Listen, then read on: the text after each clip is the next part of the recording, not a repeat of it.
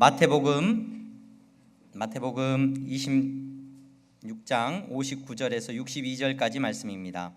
마태복음 26장 59절에서 62절까지의 말씀 제가 봉독하겠습니다. 대제사장들과 온 공회가 예수를 죽이려고 그를 칠 거짓 증거를 찾으매 거짓 증인이 많이 왔으나 얻지 못하더니 후에 두 사람이 와서 이르되 이 사람의 말이 내가 하나님의 성전을 헐고 사흘 동안에 지을 수 있다 하더라 하니 대제사장이 일어서서 예수께 묻되 아무 대답도 없느냐 이 사람이 너를 치는 증거가 어떠하냐 하되 아멘. 이 시간 샤론 찬양대 하나님 앞에 찬양하시겠습니다.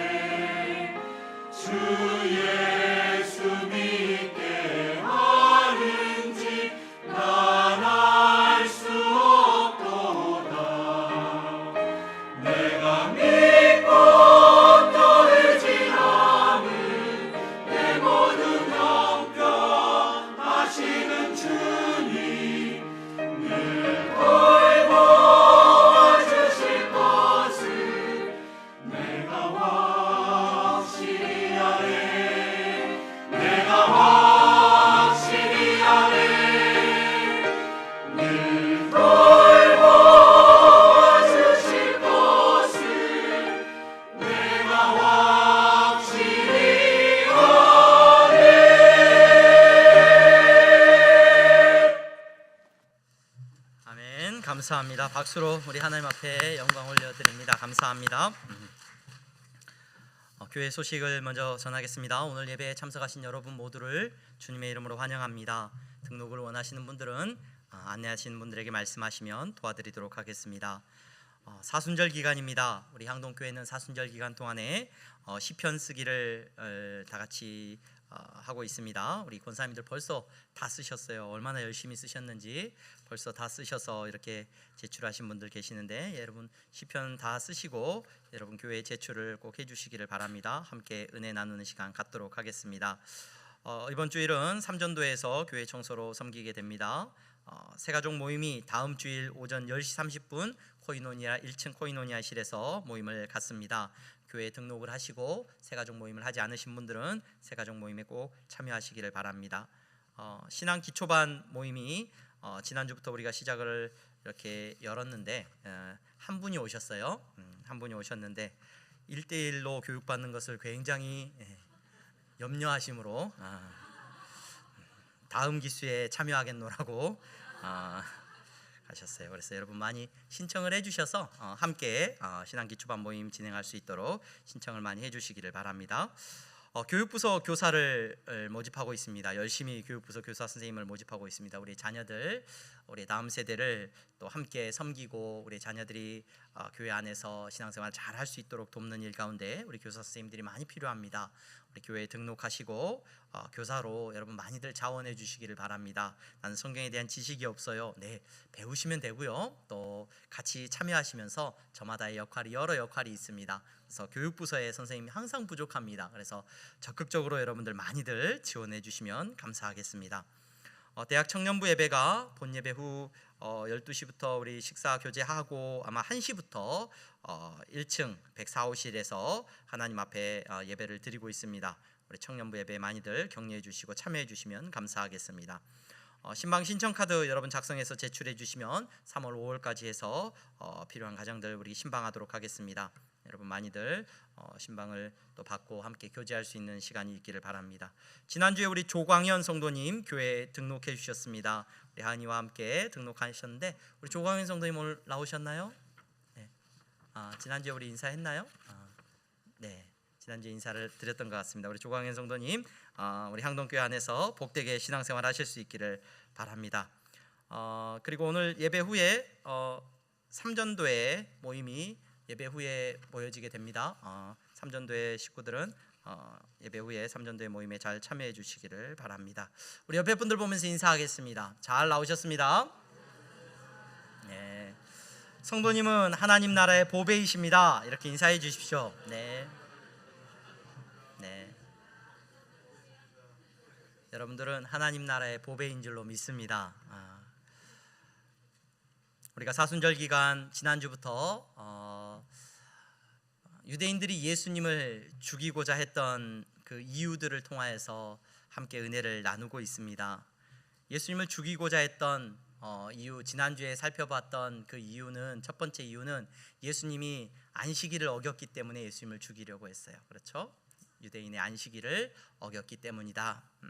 그들이 붙들고 있었던 율법의 핵심이었던 그 안식일을 어기신 사건은 유대인들이 견딜 수 없게 만들었고 그 일로 인하여서 예수님을 죽여야 되겠다 그들이 결정하게 되는 것을 우리는 볼 수 있었습니다. 오늘 저와 여러분들은 두 번째 유대인들이 예수님을 죽이고자 하는 죄목을 살펴보려고 합니다. 이 죄목은 유대인들의 심정적인 이유보다는 분명히 밖에다 내걸 수 있는 이유였어요. 많은 사람들에게 공공연히 예수님은 이 죄목 때문에 죽어야 된다라고 말할 수 있는 이유가 되는 죄목이었습니다. 그 제목이 오늘 우리가 읽은 본문에 어떻게 기록되고 있습니까? 예수님을 잡아왔죠. 예수님을 이제 잡아왔어요.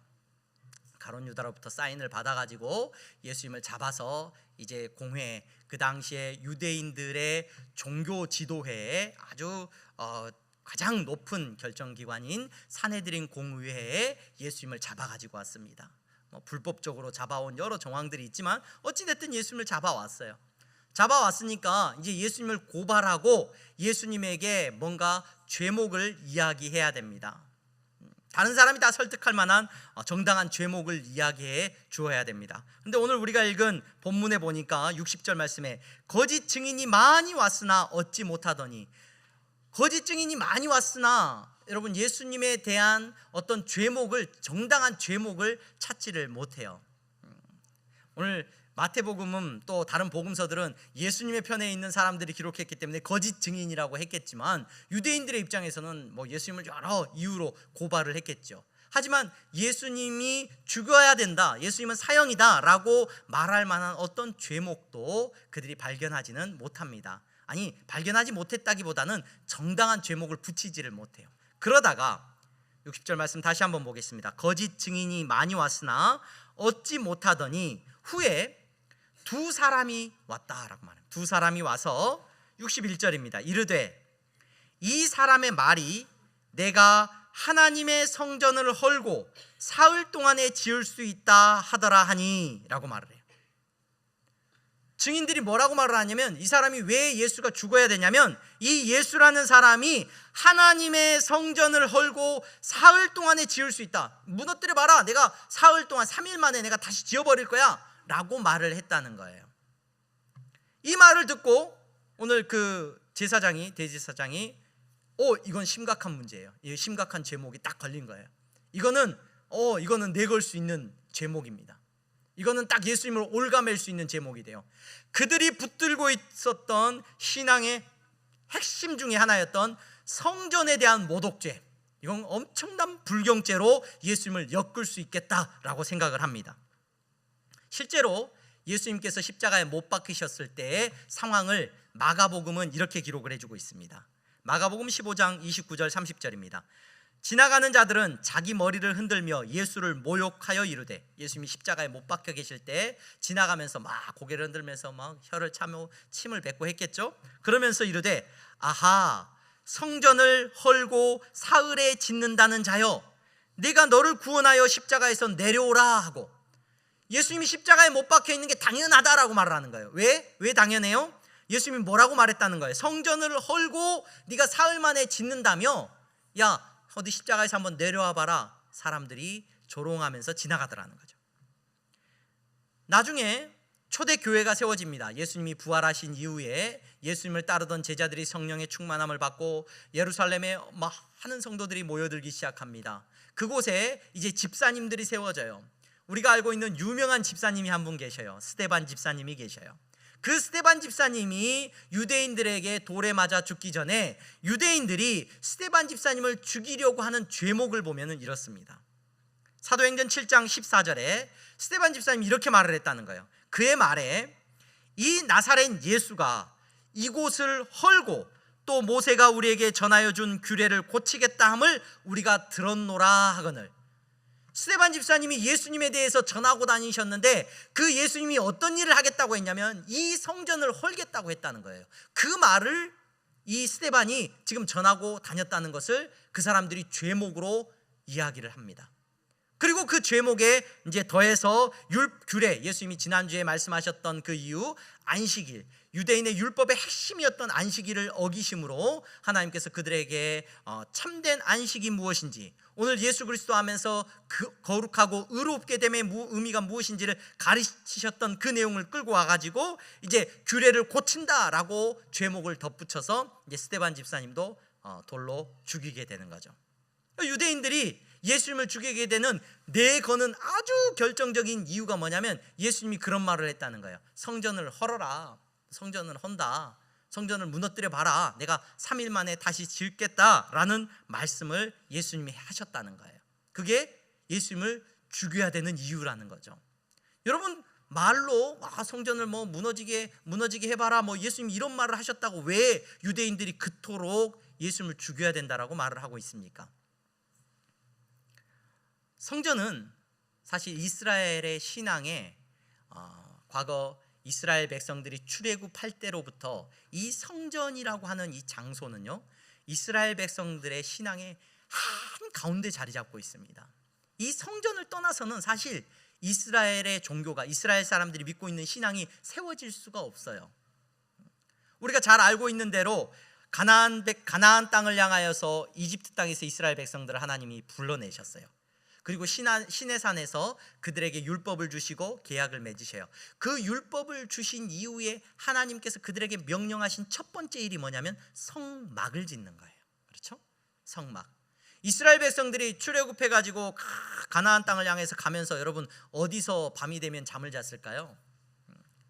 천막을 치고 텐트를 치고 잤어요. 텐트.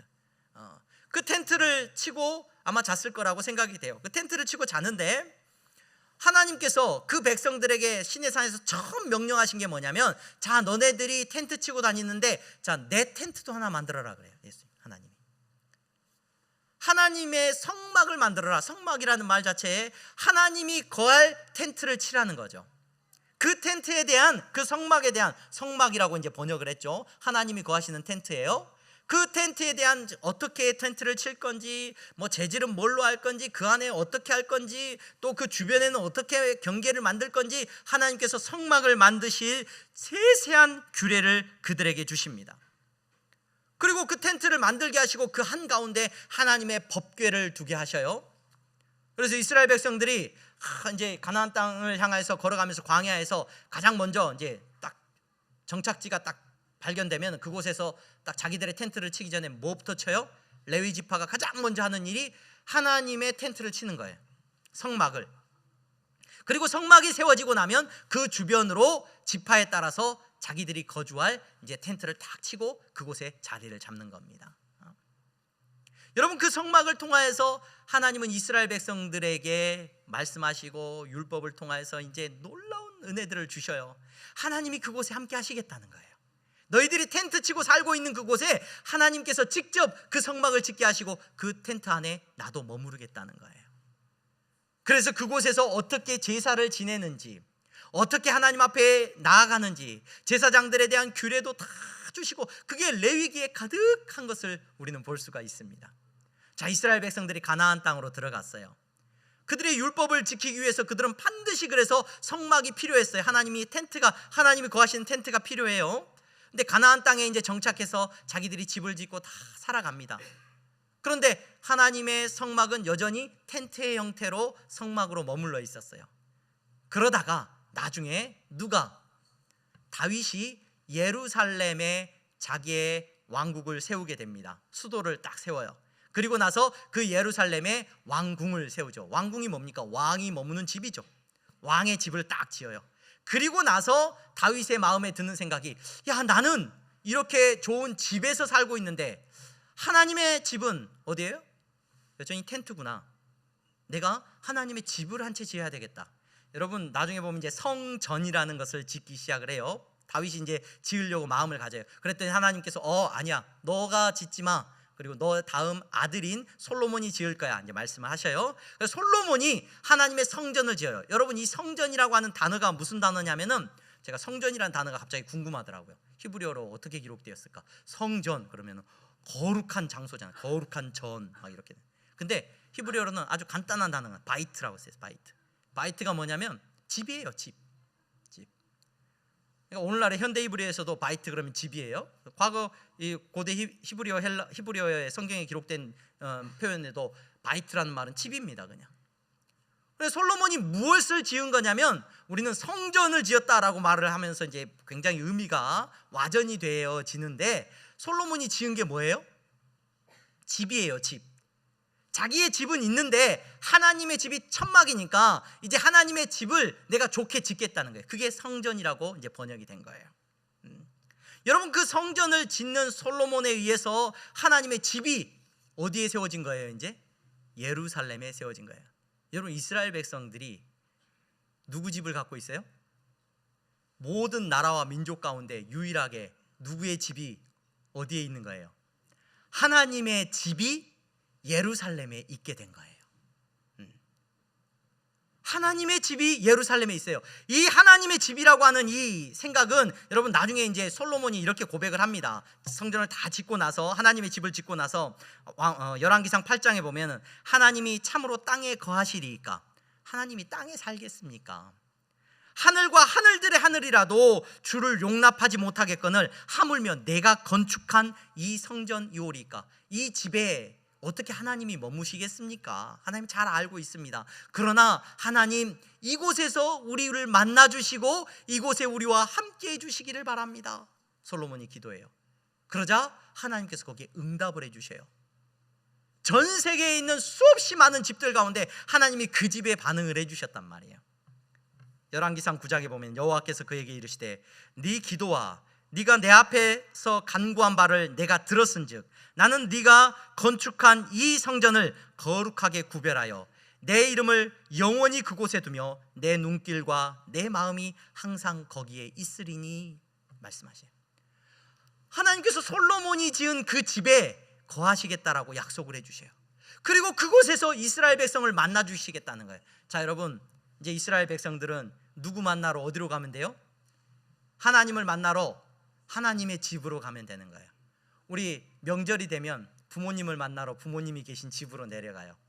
마치 그런 것처럼 이스라엘 백성들은 그들의 명절이 찾아오면, 유월절이 돌아옵니다. 유월절이 돌아오면 어디로 가야 돼요?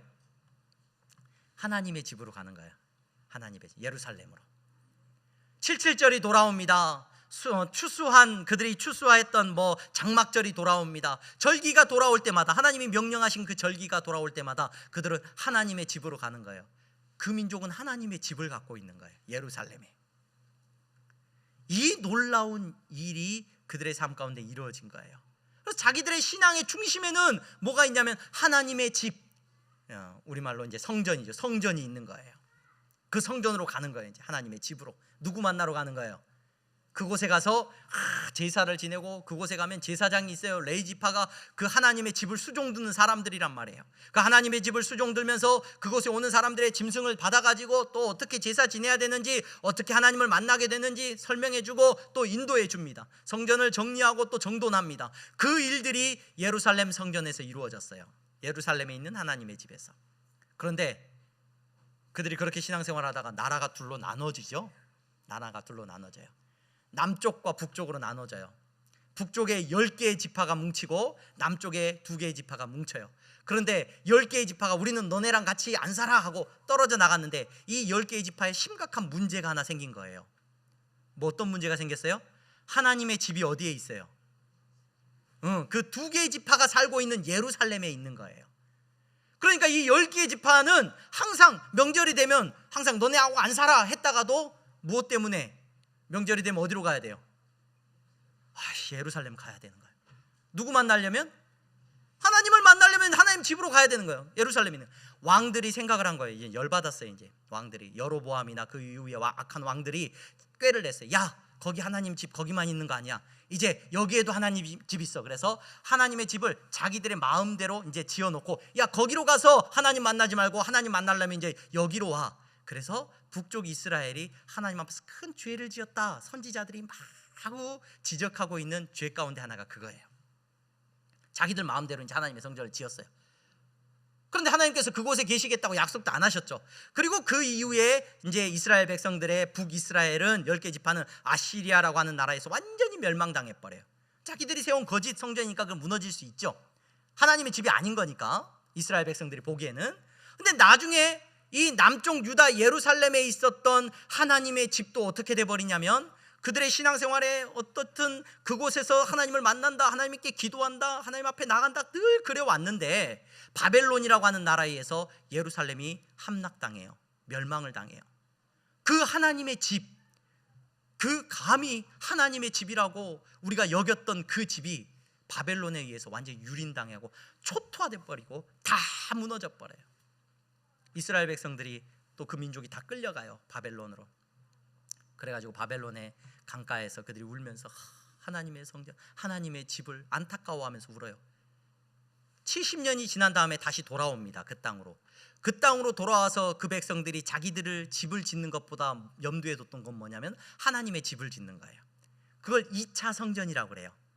그래서 우리가 잘 알고 있는 것처럼 느헤미야라든지 이런 선지자들에 의해서 하나님의 성전을 지어야 된다. 그래서 성벽을 쌓고 그들이 예루살렘에 산 일이 뭐냐면 하나님의 집을 짓는 일을 했어요. 자기들의 집을 짓고 하나님의 집을 짓는 일을 했어요. 그걸 2차 성전이라고 그래요. 근데 이 2차 성전은 솔로몬의 성전보다는 작고 초라했죠. 하지만 어찌됐든지 성전을 짓고, 성전 하나님의 집을 지어놓고 그들은 또 생각했어요. 이곳에 누가 계신다? 하나님이 계신다. 그래서 신앙생활을 그 성전을 중심으로 열심히 했어요. 그런데 열심히 했는데, 그렇게 자기들끼리 열심히 하려고 했는데 BC 300년경에 한 왕이 등장을 하죠. 우리가 잘 알고 있는 알렉산더 대왕이 등장을 해요. 알렉산더 대왕이 거기를 싹 또 점령해버려요. 그리고 나서 알렉산더 대왕 이후에, 죽은 이후에 그 지역을 다스리던 에피파네스라고 하는 왕이 등장을 하는데, 이 왕은 헬레니즘의 굉장한 신봉자예요. 그래서 유대인들이 자기들의 정통성을 가지고 이곳에 하나님의 집이다라고 자기들만 거룩하다고 하는 걸 못 보는 거예요. 그래가지고 성전에다가 일부러 막 돼지, 유대인들이 제일 불결하게 생각하는 동물 중에 하나가 돼지란 말이에요. 돼지를 잡고 돼지 피를 뿌리고 막 이방의 신상들을 막 성전에 세우고 해가지고 성전을 완전히 회파해 버려요. 그러다가 이제 나중에 유대인들이 독립운동을 하죠. 독립운동을 할 때 이제 마카비 가문이라고 하는 독립운동 가문이 생겨요. 그래가지고 그 집에 막내 아들인 셋째 아들이었나요? 막내 아들이었나요? 기억이 안 나는데 유다라고 하는 그 유명한 지도자가 나와요. 그 사람이 메시아처럼 추앙을 받아요. 그 사람이 한 일이 뭐냐면 그 더럽혀진 성전을 회복해요.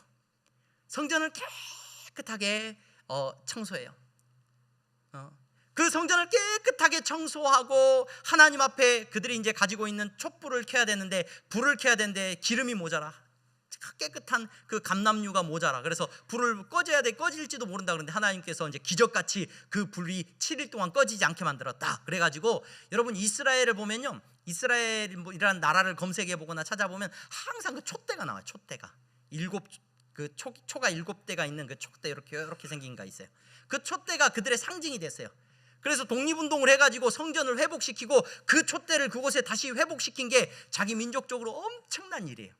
그래서 이스라엘 사람들이 지금도 절기를 지켜요. 하누카라고 하는 절기를 지키거든요. 이 하누카라고 하는 유대인의 절기는 뭐냐면 빛의 축제라 그래가지고 바로 이 성전을 수복하고 깨끗하게 청소하고 하나님 앞에 불을 켰을 때 그 불이 꺼지지 않았던 것을 기념하면서 기독교인들, 서구의 많은 기독교 문화권에 있는 사람들이 크리스마스를 지킬 때 이 유대인들은 하누카라고 하는 절기를 따로 지키는 거예요. 그래서 유대인들은 크리스마스를 안 지킵니다, 여러분. 유대인들은 하누카를 지켜요.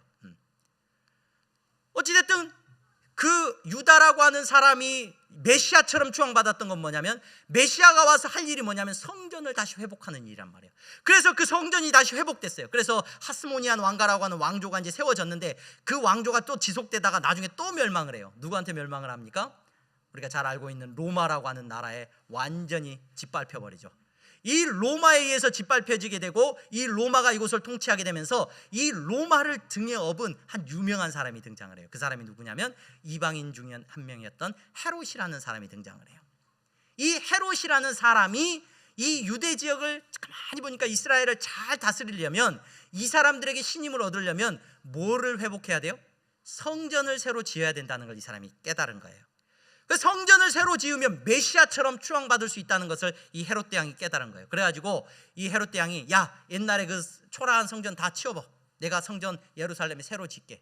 그래가지고 이 헤롯 대왕이 예루살렘에 어마어마한 성전을 짓습니다. 자기가 죽고 나서도 성전 공사가 계속돼요. 무려 46년에 걸친 성전 공사가 시작이 돼요. 그래서 어마어마한 성전이 세워지는데 이 헤롯 대왕의 성전이 얼마나 화려하고 멋있었는지 생애 그 당시에는 이 예루살렘 성전 건축을 구경 못한 사람은 당대의 가장 영화로운 건축물을 못 본 거다. 이게 알려지고 이렇게 소문이 날 정도였습니다.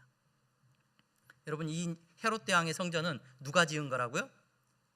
유대인이 지은 게 아니에요. 하나님의 집이 지어졌는데 이방인이었던 헤롯이라고 하는 사람이 유대인의 환심을 사기 위해서 내가 너네 하나님의 집 지어줄게 하고 성전을 지은 거예요. 어찌됐든 유대인들이 헤롯을 싫어하긴 했지만 이방인이라서 왕으로 인정 못하기도 했지만 그들이 헤롯을 그나마 인정했던 이유는 뭐냐면 하나님의 집을 지었다는 거예요. 그곳에서 그들은 간절히 바랬던 거예요. 야, 메시아가 오면, 정말로 메시아가 오면 이 불완전한 성전이지만 이 성전을 회복시키고 이 성전을 통해서 모든 이방 나라 열방들을 다 쫓아내고 하나님의 나라를 이곳에 세울 거야. 이 성전에서 우리는 간절히 하나님을 기다립니다 하면서 하나님의 집이 다시 회복된 걸 그들이 얼마나 기뻐하고 좋아했는지 몰라요. 자, 예수님이 오셨습니다. 메시아라고 불리우는 예수님입니다. 유대인들이 쳐다봅니다. 저 사람이 메시아인가 아닌가. 아까 지난주에 말씀드렸던 것처럼 안식일에 대해서 그렇게 실망감을 가질 수밖에 없어서 죽여야 되겠다고 했죠. 예수님이 성전에 대해서 뭐라고 말씀하십니까? 마태복음 12장 6절에 예수님이 성전의 비유로 들면서 이런 말씀을 하셔요. 내가 너희에게 이르노니 성전보다 더 큰 이가 여기 있느니라. 아니, 예수님이 자기 자신을 성전하고 비유하시는데 성전보다 더 큰 사람이래요, 자기가. 이거 유대인들이 듣기에 용납이 될까요, 안 될까요? 용납이 안 돼요. 자, 메시아가 하는 일은 성전을 깨끗하게 하는 일입니다. 맞아요. 모든 이방과 거짓된 것과 더러운 것들로부터 성전을 깨끗하게 하시는 분이 메시아예요. 예수님이 메시아로서의 사명을 감당하십니다. 마태복음 21장에 예수께서 성전에 들어가사 성전 안에서 매매하는 모든 사람들을 내쫓으시고 돈 바꾸는 사람들과 상과 비둘기 파는 사람들의 의자를 둘러 엎으셨어요. 예수님이 성전을 깨끗하게 하시면서 유대인들을 뒤집어 엎고 계셔요. 거기서 하나님 앞에 제물 바쳐야 돼서 제물 가지고 와서 환전해주고 돈 바꿔주고 제물로 이렇게 바꿔주고 하는 일을 하고 있는 사람들을 다 뒤집어 엎어버리셔요. 유대인들을 쫓아내시고 유대인들을 부정하다고 하시고 유대인들의 상을 뒤엎어버리셨어요. 마태복음 24장입니다. 예수님께서 성전에서 나와서 가실 때 제자들이 성전 건물을 가리켜 보이려고 나아오니 그래요. 예수님의 제자들은 시골 촌사람들이에요. 갈릴리 저기 외곽에 있었던 사람들이고 촌사람들이 서울에 온 거예요. 여러분 촌사람이 서울에 오면 어디로 여행 갑니까? 가장 먼저 와, 너 어디 가봤어? 그러죠. 네. 요즘도 63빌딩인가요? 요즘 롯데타워가 생겨가지고 63빌딩 가봤어? 마치 예수님의 제자들도 그랬던 것 같아요. 예루살렘에 왔더니 그 화려한 성전이 있는 거예요. 어마어마한 성전이.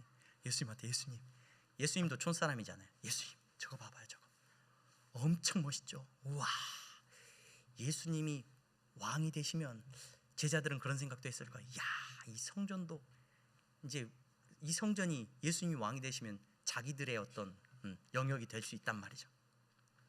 예수님이 뭐라고 대답을 하시냐면 대답하여 이르시되 너희가 이 모든 것을 보지 못하느냐? 내가 진실로 너희에게 이르노니 돌 하나도 돌 위에 남지 않고 다 무너뜨려지리라. 실제로 AD 72년경에 로마에 의해서 예루살렘 성전은 완전히 박살이 나버립니다. 요한복음 2장 18절에서 22절에는 유대인들이 예수님에게 어떤 표적을 보여달라 그럽니다. 예수님이 대답하십니다. 이 성전 너네 손 헐어봐라. 내가 사흘 동안에 다시 일으킬 거다. 유대인들이 깜짝 놀라죠. 이 성전은 46년 동안 지었건을 네가 3일 동안에 다시 짓는다고? 이게 무슨 말이 되는 소리냐? 예수님께서는 조금도 하나님의 집에 대한 경외심이 없는 것 같아요. 이곳이 하나님의 집이고 우리의 자랑이고 우리의 신앙의 본질인데 이곳에 와서 우리는 하나님을 만날 수 있는데 메시아라고 불리우는 저 예수가, 저 거짓말쟁이가 하나님의 전을 모독하고 성전을 틈만 나면 무너질 거라 그러고 성전을 무너뜨려봐 내가 3일 만에 다시 세울게 이런 이상한 헛소리는 한단 말이에요. 이 성전에 대한 불경죄는 유대인들이 죄목으로 걸 수 있는 아주 좋은 죄목이 됩니다. 여러분 왜 그런데 예수님은 그 모든 것을 아셨을 것인데 왜 유대인들의 성전을 유대인들이 붙들고 있는 하나님의 집에 대해서 조금도 그렇게 좋은 모습을 보이지 않으신 겁니까? 예수님은 성전을 고쳐 쓰고 청소해서 쓸 생각이 전혀 없어 보이셔요. 무너질 거라는 거예요. 그냥 니네 손으로 차라리 무너뜨리라는 거예요. 왜 그러셨습니까? 이스라엘 백성들이 지어놓은 하나님의 집에서 이스라엘 백성들은 믿고 있어요. 그곳에서 하나님을 만날 수 있다. 이곳이 거룩한 곳이고 이곳에 하나님의 임재하심을 통해서 우리는 하나님 나라의 백성임이 선포되어진다. 예수님은 웃기는 소리 하지 말라는 거예요. 그곳이 거룩한 곳이고 그곳이 하나님의 집이냐? 사실 구약의 이스라엘 백성들이 하나님께서 그들의 그 장소에 대해서 말씀해 주실 때 뭐라고 말씀하시냐면 그곳이 거룩해서 그곳에서 오면은 다 용서받고 이러는 게 아니라 하나님이 그곳에 계시는 조건이 하나 있어요. 그 성전에 머무시는 조건이 뭐냐면 그 백성이 하나님 앞에서 거룩하면 내가 너희와 그곳에서 함께 하겠다라고 약속을 하시는 거예요. 그런데 이스라엘 백성은 조금도 거룩하지 않아요. 온갖 죄인된 모습을 가지고 나와요. 그러면서 그곳에 가면은 거룩함이 회복되어질 것처럼 착각했습니다. 여러분 죄인된 인간은 어떤 장소에서 하나님을 만날 수 없습니다.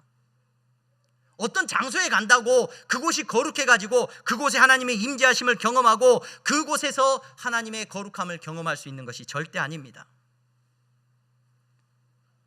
여러분 예수님은 성전이 무너질 거야. 무너뜨려봐 너네 손으로. 차라리 무너뜨리는 게 낫다라고 말씀하셨어요. 3일 만에 다시 성전을 세우실 것이라고 말씀하셨어요. 그 말씀의 의미를 우리는 잘 압니다. 곧 성전된 예수 그리스도 자신을 우리에게 말씀해 주고 계십니다. 유대인들은 예루살렘 성전에 가서 하나님 앞에 나아가면서 제물을 바쳤습니다. 양을 죽이고 비둘기를 바치고 짐승을 잡고 소를 바쳤습니다. 6월절이 되면 3박 4일 계속해서 이 짐승들을 잡아대니까 나중에는 짐승들에게서 흐르는 그 피가 시냇물을 이루었다 그래요. 그만큼 피를 흘려서 하나님 앞에 의로움을 얻고자 했지만 그 짐승을 잡는 그 순간에도 그들은 더러움과 탐욕과 죄로 가득했다는 것을 우리는 성경을 통해서 알 수 있습니다. 여러분, 하나님의 성전이 우리 안에 이루어졌고 다시금 세워졌습니다. 누구로 말미암아? 예수 그리스도, 그분으로 말미암아 하나님의 성전이 세워졌습니다. 그분은 단번에 죽으심으로, 예수 그리스도께서 십자가에 죽으심으로 우리의 모든 죄를 대속하신 줄로 믿습니다. 그곳이 성전입니다. 그분이 하나님의 성전입니다. 대제사장들이, 레위인들이 성전에서 수종을 들어요. 하나님의 집에서 막 일도 하고 막 청소도 하고 하는 거죠. 모든 사람들을 하나님에게로 인도하는 겁니다. 여러분, 대제사장 되신 예수 그리스도, 그들은 여전히 죄인이라서 자기 죄 때문에 맨날 제사 드려야 되고 그랬지만, 여러분, 예수 그리스도 그분이 대제사장으로 계십니다. 그분이 성전이십니다. 그분이 죽으시고 다시 사심으로 말미암아 우리를 단번에 하나님 앞에 정결한 사람들로 우리를 이끌어 주신 줄로 믿습니다. 이제 우리는 새로운 성전이 이루어진 것을 깨닫습니다. 우리 안에 새로운 성전이 세워졌습니다. 그 새로운 성전이 무엇입니까? 바로 예수 그리스도를 모심이 우리 안에 거룩한 성전이 되어진다라고 성경은 우리에게 말해주고 있습니다. 오늘 이 자리에 나오신 여러분, 세상의 종교들은 성지를 갖는 걸 참 좋아해요. 성지, 이곳이 성지다. 제가 부산에 잠깐 머물었을 때 그곳에 가니까 이단들의 성지가, 부산이 이단들이 좀 많았던 것 같아요. 이단들의 출생지가 있어요. 누구누구 교주님이 태어나신 곳, 거기 성지가 돼요.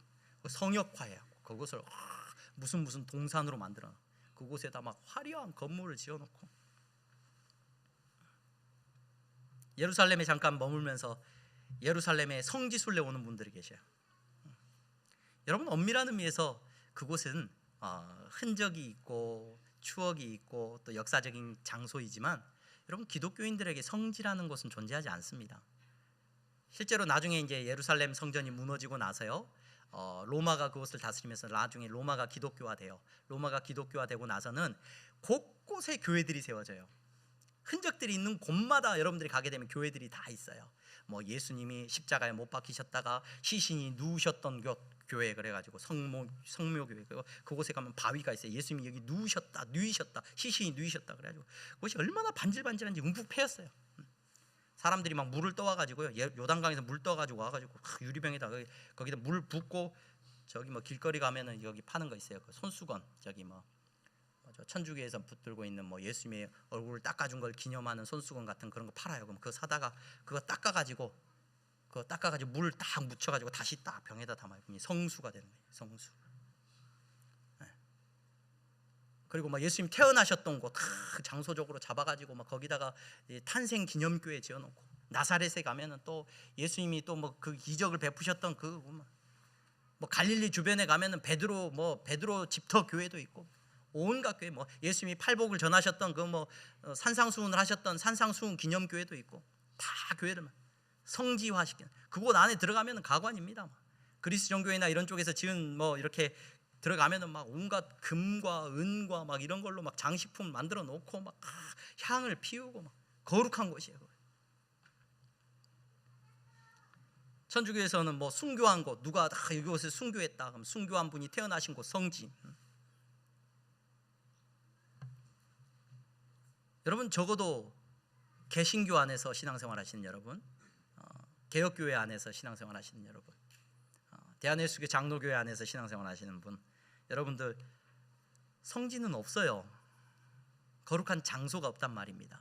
모든 종교들이, 뭐 이슬람도 마찬가지고, 뭐 어디 메카에 가서 기도를 하면 하나님이 다른 곳에서 기도 1000번, 10,000번 한 것보다 그곳에서 한 번 하면은 바로 들어주신대. 뭐 어디. 여러분, 우리가 붙들고 있는 믿음은 그런 걸 성지라고 부르지 않습니다. 어제 우리 향동교회에서 아마 그냥 좀 대관을 해달라 그래서 장소를 빌려드렸어요. 2시부터 5시까지 저기 뭐 지식산업센터에 뭐 이렇게 투자하신 분들이 이제 모여가지고 뭐 자기들 자치회를 만든다고 해가지고 한 100여 명 정도 오셔가지고 이제 회의를 하더라고요. 쓰시라고 쓰시라고 하고 2시부터 4시까지 이제 쓰시고 가시더라고요. 근데 제가 안에서 설교 준비를 하고 있는데 어떤 분이 나오셔가지고 마이크를 들고 이제 이야기를 하시는데 그게 들렸어요. 아, 제가 교회 오니까 거룩해지는 것 같으네요. 그러면서 돈 이야기를 해야 되는데 거룩한 곳에서 이야기하니까 막 거룩한 이야기를 해야 될 것 같고 막 그런 이야기를 하셔요. 그래서 그게 귀에 들리더라고요. 여러분, 하나님께서 우리에게 향동교회를 주셨는데 건물을 주셨어요. 이곳이 거룩한 곳입니까? 이곳에 들어오면 왠지 막 거룩해지고 여러분 뭔가 내 죄가 씻겨지는 것 같습니까? 안타깝지만 그런 일은 없습니다. 여러분, 어떤 곳이 거룩한 곳이냐? 오늘 예수님께서 왜 성전에 대한 기본적인 예의도 갖추지 않으시는 거냐? 무엇을 말씀하고 계시는 것이냐? 오늘 죄인된 우리에게 임마누엘 되시는 예수 그리스도의 이름은 임마누엘인데 하나님이 우리와 함께 계시다는 이름인데 그 예수 그리스도를 모신 곳, 그분이 성전이시고 그분이 계신 곳이 거룩하게 됨을 우리에게 깨닫게 하시기 위함인 줄로 믿습니다. 어떤 곳이 거룩한 곳이냐? 예수님을 모신 곳이 거룩한 곳입니다. 여러분, 그래서 우리의 신앙은 내 안에 성령님께서 찾아오셔서 예수님을 나의 구주로 내 마음의 한가운데 살아계신 예수 그리스도를 모시고 살아가고 그분이 나의 주인이 되셨을 때 여러분들을 성전이라고 불러요. 여러분들이 거룩한 사람으로 불려지게 됩니다. 여러분들이 하나님의 전이 됩니다. 여러분들 가운데 하나님의 임재하심을 경험하게 되는 줄로 믿습니다. 여러분들이 그래서 세상에 죄 짓는 곳이라고 불리우는 곳, 타락한 곳, 가난한 곳, 더러운 곳, 냄새나는 곳, 어떤 곳에 가더라도 여러분들의 심령 가운데 예수 그리스도를 모시고 그 땅을 밟는다면 그곳은 거룩해지는 곳이 되는 줄로 믿으시기를 바랍니다. 그곳에 갈 때 여러분 두려워, 공동묘지를 가든 어디를 가든 여러분 두려워할 것이 없습니다. 내 안에 누가 계셔요? 예수님이 계시잖아요. 예수님을 믿는 믿음이 있잖아요. 그 믿음 안에서 여러분들이 밟는 모든 땅이 하나님이 계시는 하나님의 임재하심을 경험하는 장소가 되는 줄로 믿습니다. 교회 안에 거룩한 데서 너네 왜 교회 안에서 언성 높이고 싸우고 삿대질하고 욕하고 사람을 속이고 음란하고 방탕하고 그러면서 교회가 거룩하대요. 예수님 안에서 십자가에 죽으신 예수님을 모시지도 않고 예수님이 나의 주인 되지도 않고 예수님 앞에서 자기 부인도 이루어지지 않은데 여러분 그곳이 거룩한 곳입니까? 싸우는 곳이에요. 그냥 싸우는 곳. 아무리 웅장하게 지어놓고 아무리 그럴듯하게, 제가 종교학 책을 여러 권 읽었는데 모든 종교가 갖고 있는 게 성과 속이라는 속성이 있어요. 사람들은 종교 그러면 성스러운 곳. 그래서 성스러운 곳을 만들려고 사람들은 노력을 해요. 종교를 많은 종교들이. 근데 예수님 그거 다 무너뜨려 버리셨다고요. 뭔가 거룩해 보이는 것 만들어 놓고 그 안에서 자기 탐욕과 자기 욕심과 자기 자랑과 내 안에 절대 예수님 안 모시고 계시면서 나만 충만한데 어떻게 그곳에 하나님의 임재하심이 있을 수 있습니까? 세상의 종교는 참 편해요. 거룩한 곳에 가면 나도 거룩해진다고 착각을 해요. 여러분, 성경은 그렇게 말하지 않습니다. 예수님은 그렇게 말하지 않습니다. 네가 안 죽으면 내 안에 내가 없으면 여러분 하나님의 임재하심과 거룩함을 우리는 경험해 볼 수가 없습니다. 예수님과 상관없는 모든 거짓된 것은 무너집니다. 여러분, 오늘 예배 자리에 나오신 여러분들 안에 예수 그리스도를 모시고 계시다면 여러분들이 거하는 어떤 곳이든 아무리 초라한 곳이든 아무리 부족한 곳이든 하나님의 함께 하심을 여러분들이 경험하게 될 줄로 믿습니다. 그곳에 능력이 나타나고 그곳에서 하나님을 만나는 역사가 일어날 줄로 믿습니다. 그 일들을 여러분 경험하면서 사시기를 소망합니다. 그리고 바라기는 우리 향동교회가 거룩한 곳으로 세워지기를 소망합니다. 향동교회 와서 여러분 내 욕심과 내가 죽지 못함을 가지고 여러분 이곳에 서 있다면 아무리 교회라는 이름으로 우리가 모인다고 할지라도 이곳이 무슨 거룩한 곳입니까? 거룩함의 기준은 하나님이 계신 곳이에요. 우리 안에 우리의 모임 가운데 전도회의 모임과 모든 사귐과 모든 만남 가운데 예수님이 주인 되지 못하시면 이곳이 무슨 거룩한 곳으로서 의미가 있습니까? 이곳은 그냥 장소일 뿐입니다. 우리가 이곳 다 쓰고 나중에 더 큰 교회로 가야 되겠습니다 하고 이거 팔고 어디 술집에다 팔고 가버리면 이건 뭐가 되는 거예요? 이거 술집 되는 거예요. 이곳에서 여러분들의 거룩함이 드러나기를 주님의 이름으로 축원합니다. 내가 예수님을 모시고 살아가는 사람인 것이 제발 여러분들의 입술을 통해서 고백되어지기를 소망합니다. 여러분들의 태도와 눈빛을 통해서 예수님이 내 안에 계십니다, 예수님이 나와 함께 계십니다 고백되어지는 은혜가 나타나기를 소망합니다.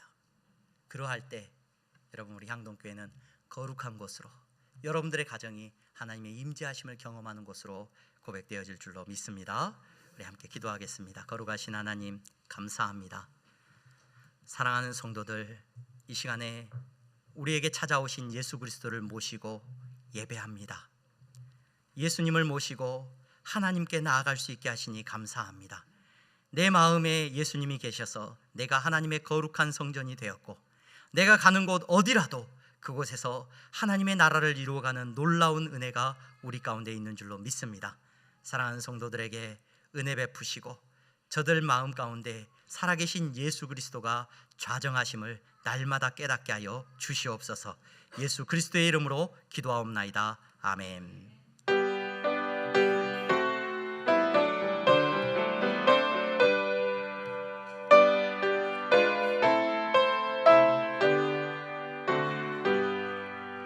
나의 생명 드리니 주여 받아 주셔서 세상 살아갈 동안 찬송하게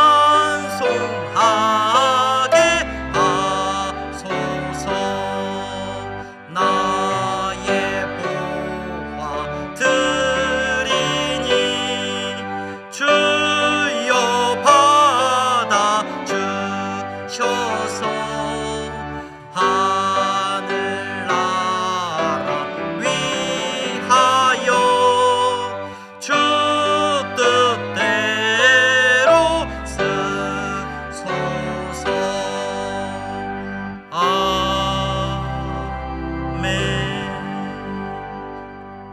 하나님 감사합니다.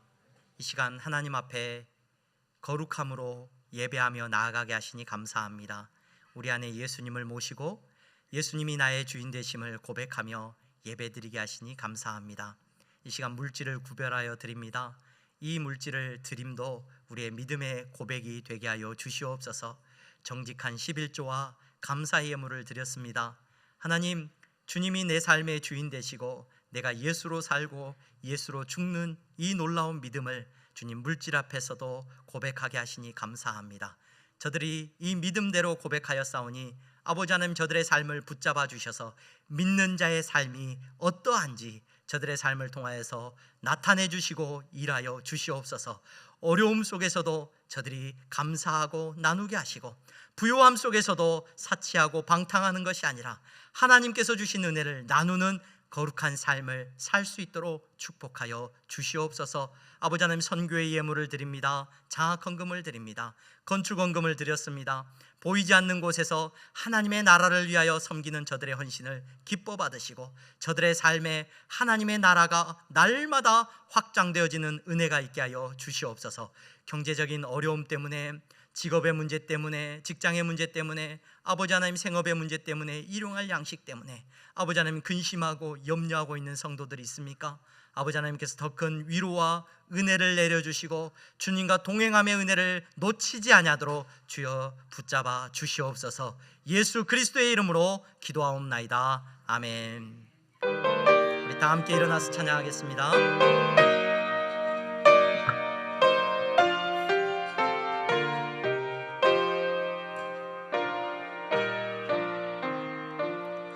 하늘에 계신 아버지, 이름 거룩하사 주님 나라 임하시고 뜻이 이루어지리.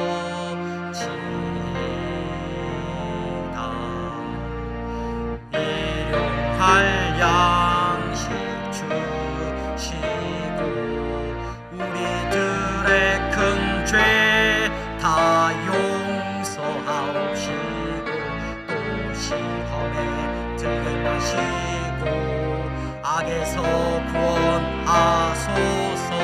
대개 주의 나라 주의 권세 주의 영광 영원히